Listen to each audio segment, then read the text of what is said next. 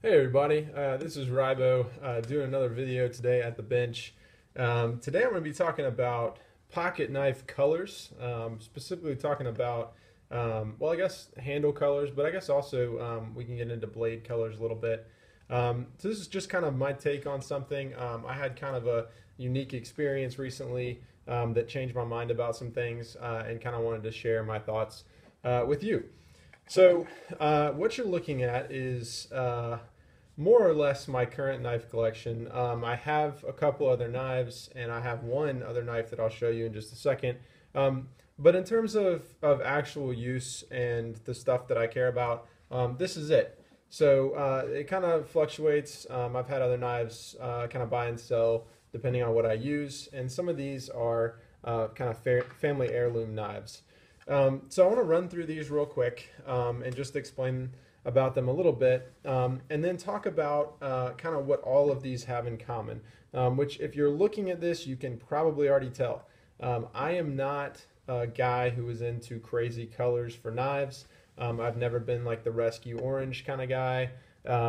You can tell here I like wooden handles, brass. I like dark muted kind of earthy colors. And so that's kind of how I've always bought knives. Anytime I'm buying a knife, I'll kind of go out of my way and even pay a little bit more to get kind of the color that I want that's a little bit more muted.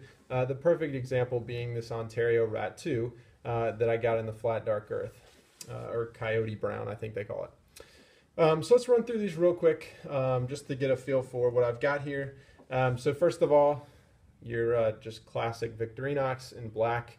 I think I've had this one since I was a kid. I've had tons of these little knives kind of come and go. I always kind of find them and don't realize that I had them. But in black, I never liked the red.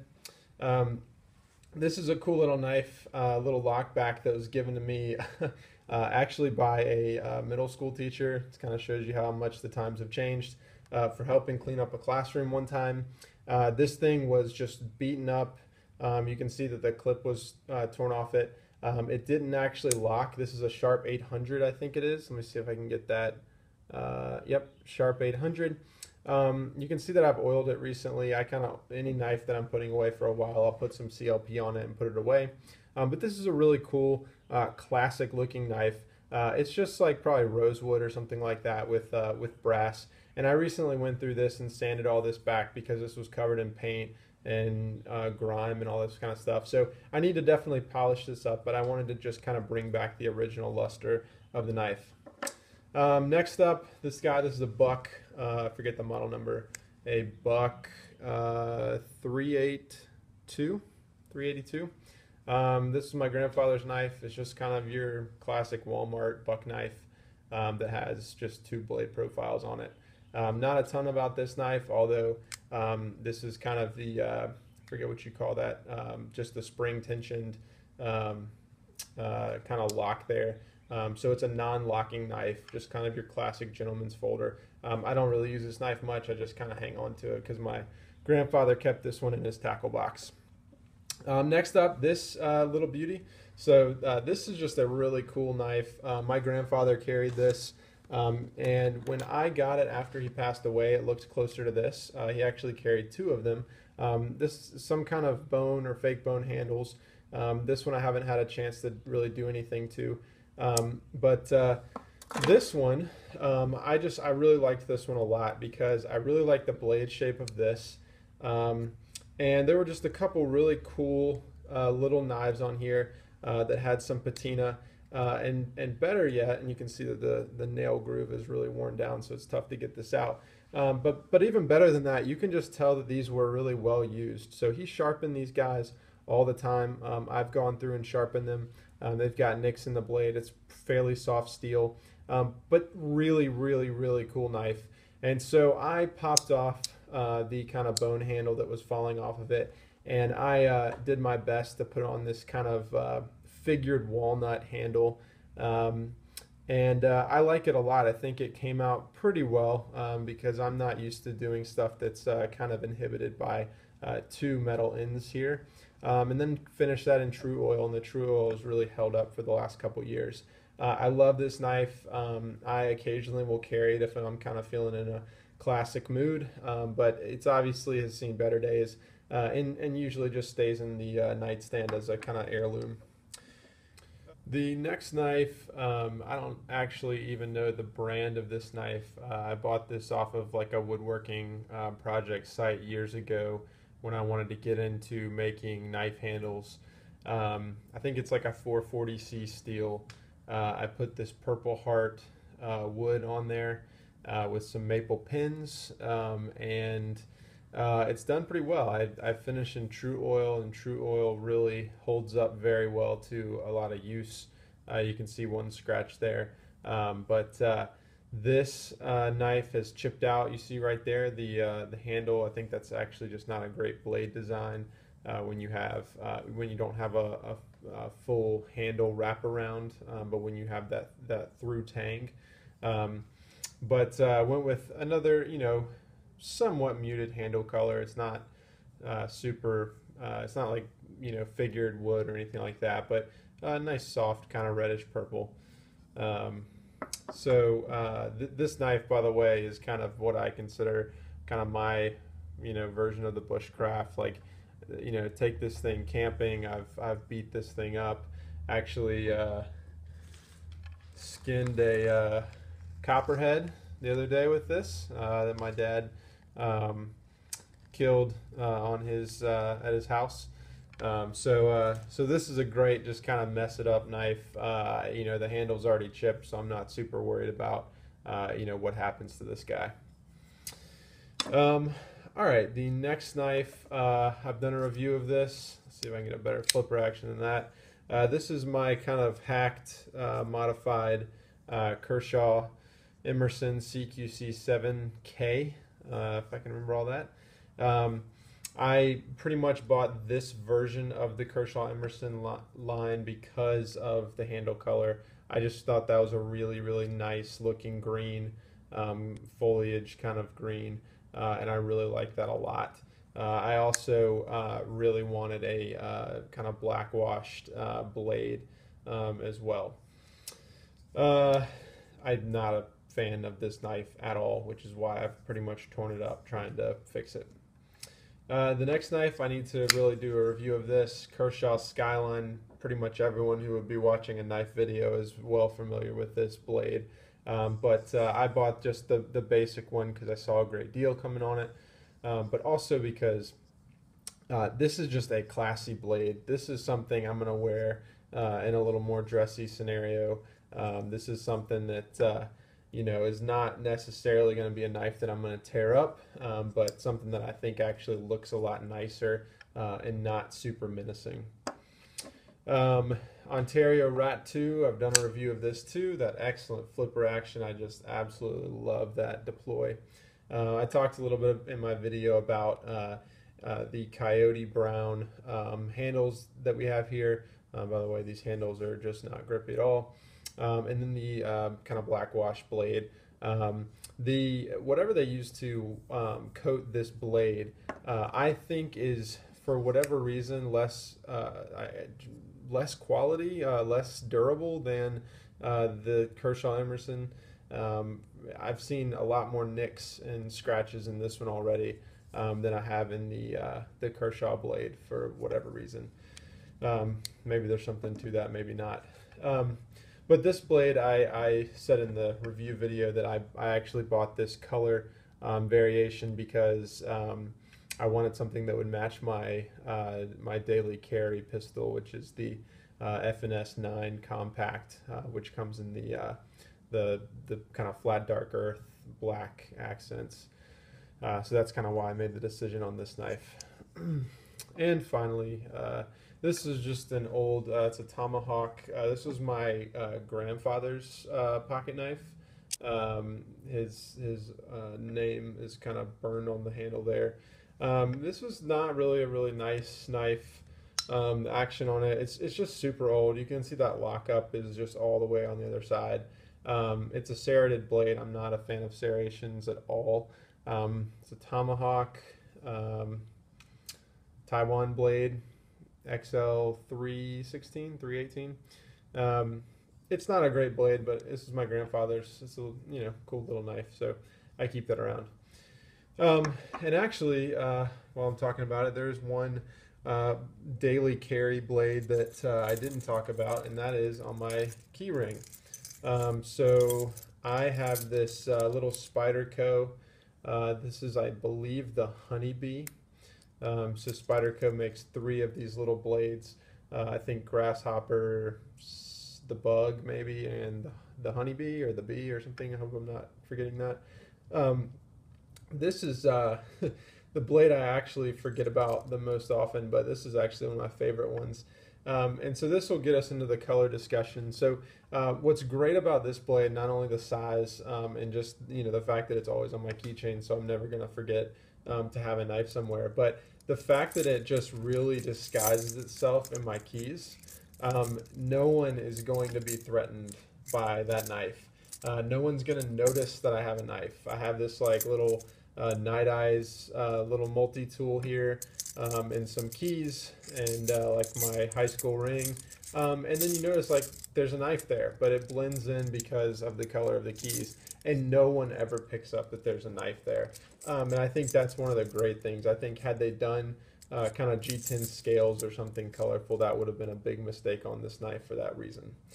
So that kind of leads me into this story. So I've come to realize that I think handle colors are a lot more important than at least I originally thought. With just kind of the manufacturing process and how many blades are made and how many different options we have, pretty much you can get whatever kind of blades you like, at least any of these, in whatever variation you want. You can get it with a regular blade. You can get it with a stonewash blade, Damascus blade. You can get it with whatever kind of G10 colors you want. You can go on different sites and have custom scales for you. And so we have just a lot of options. And so I want to tell a story about something that's kind of changed the way I think about picking handle colors. So I guess a month or so ago, I was doing some yard work, and it was springtime. I was spreading mulch, and I had something like 25 bags of mulch to spread around the yard.